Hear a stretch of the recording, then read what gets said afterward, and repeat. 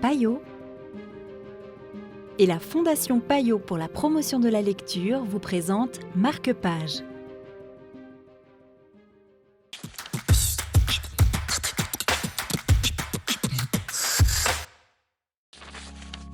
Bonjour et bienvenue dans Marque-Page.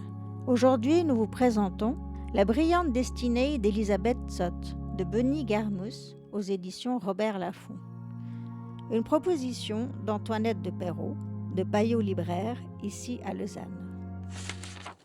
La brillante destinée d'Elisabeth Zott est une comédie intelligente. Ça se passe dans les années 60. En fait, Elisabeth est une scientifique jusqu'au bout des ongles. Elle n'a pas d'humour, elle fait de l'aviron et elle a malheureusement perdu son job parce que trop intelligente dans un monde d'hommes dans lequel elle faisait de la recherche. Au début du roman, elle a une petite fille de 6 ans qu'elle élève seule. Et elle va nourrir sa fille de façon totalement scientifique, c'est-à-dire qu'elle calcule les vitamines, les molécules pour que sa fille grandisse parfaitement. Voilà que la fille va se faire voler sa récréation et Elisabeth va voir le père de la voleuse en lui disant « Mais si vous saviez alimenter votre fille de manière équilibrée, elle n'aurait pas besoin de voler la récréation de ma fille. » Lui tient une émission de télévision, il doit remplir un moment de peu d'audience à 4 heures l'après-midi et il lui propose « mais vous parlez tellement bien, venez faire cette émission ».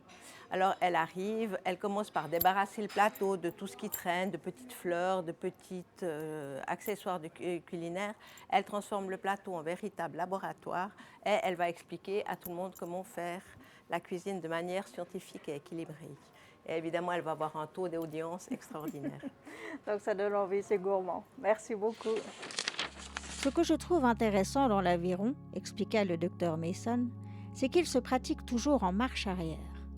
En fait, quand on y pense, l'aviron c'est presque comme élever des enfants.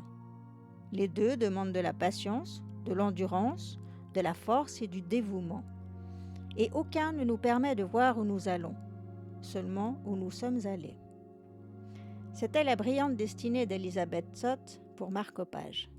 Quant à moi, je vous dis à tout bientôt pour de nouvelles propositions littéraires.